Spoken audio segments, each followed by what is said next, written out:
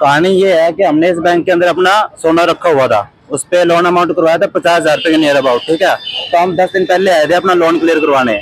आए तो उन्होंने ये बोला कि आपका खाता रिन्यू नहीं है, आप ब्याज जमा करवा दो और खाता रिन्यू करवा लो, उसके बाद आपका लोन अमाउंट क्लियर हो जाएगा। हमने 10 दिन पहले अपना लोन अमाउंट रिन्यू करवा लिया था, ब्याज भी जमा कर दिया था।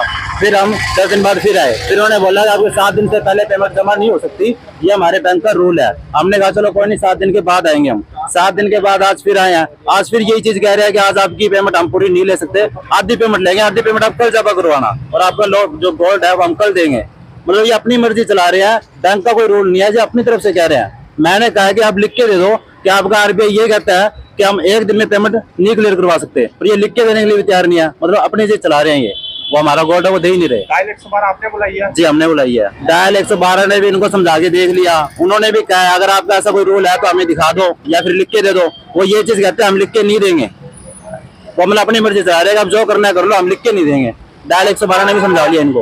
प्रशासन से मांग यही करेंगे, अगर ये बात सच है तो हमें रिटर्न में दे दे, लिख के दे दे। अगर ये बात सच नहीं है तो ऐसे बैंक मैनेजर की छुट्टी करवाई जाए, बात सीधी यही है।